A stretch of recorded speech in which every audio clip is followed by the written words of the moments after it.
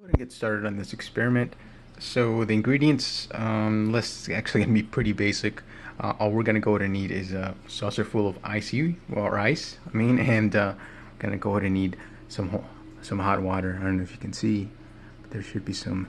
I can actually feel it. Some vapor that because it's getting it's actually pretty hot. So what we're gonna go ahead and do is we're gonna go ahead and place that saucer full of ice there. It's gonna go ahead and create nice cold surface on that saucer. So what's gonna go ahead and happen is, I'm trying to see if we can get a good view here. We're actually gonna be start seeing some droplets pretty soon.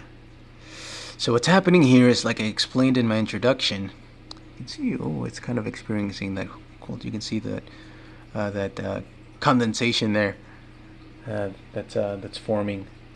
So like I said earlier, what's actually happening here is that that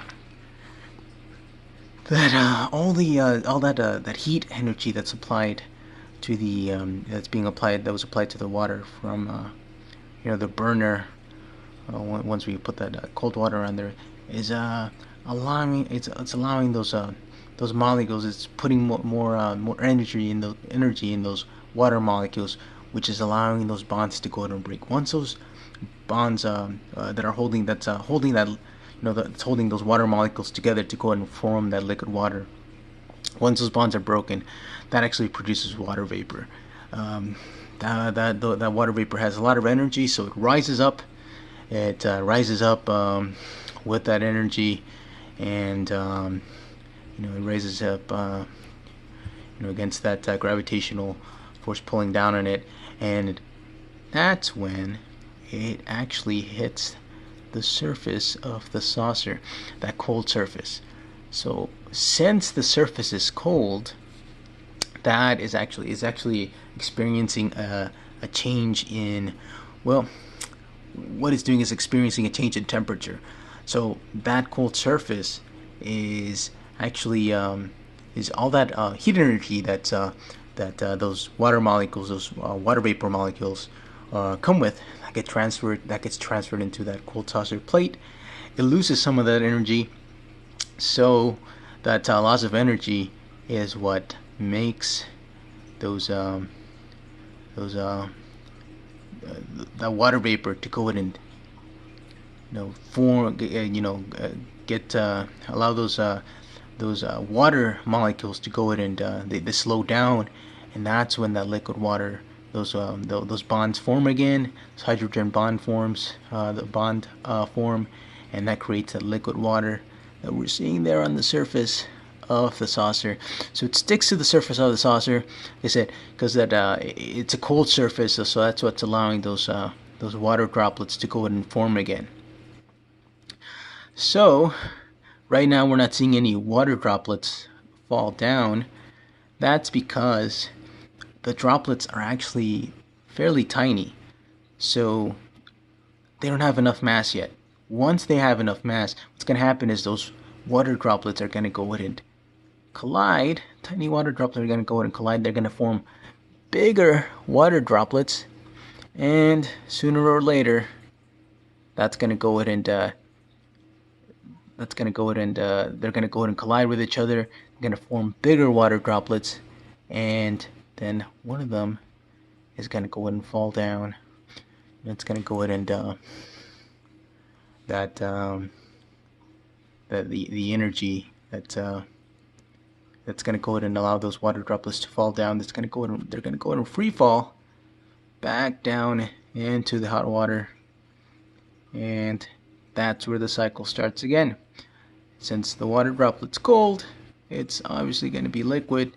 It's going to go ahead and fall down into the liquid water, and then more water vapor is going to form. Water vapor, it's going to go ahead and touch the surface of the plate again, creating condensation. I don't know if I used my term there. It's going to go ahead and create condensation.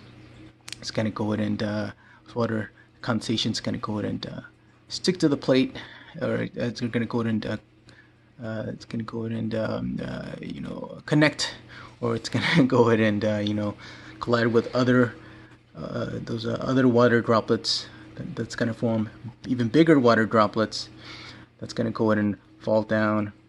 It's going to go ahead and create precipitation. That's where we see that's just water droplets that fall down towards Earth's surface.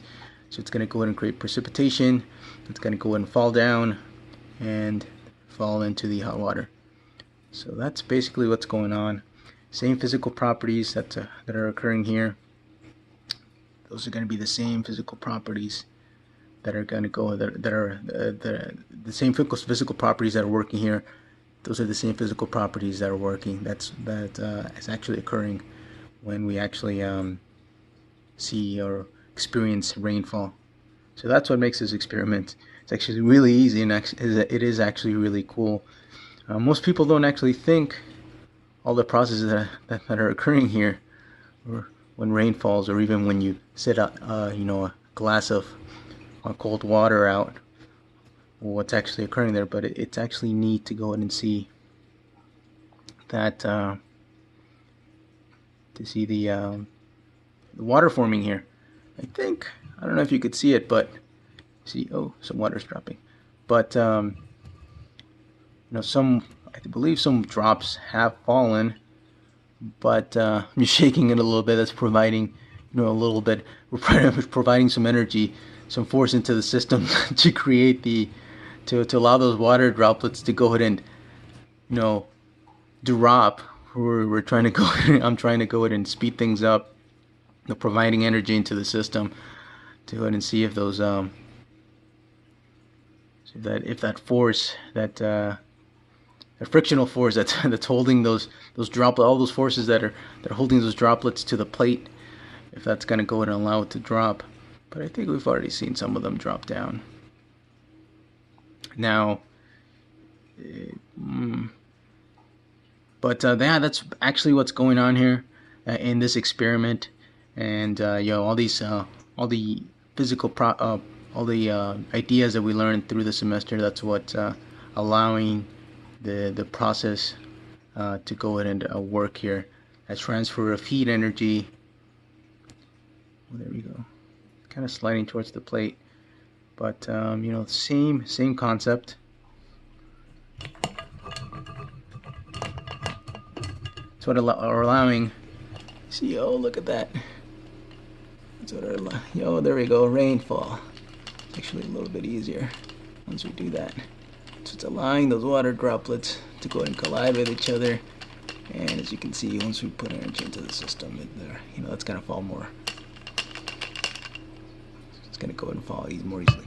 But that's what's going on here. So thanks a lot for watching the video, and thank you. My name's Jesus again, Jesus Maldonado. Thanks.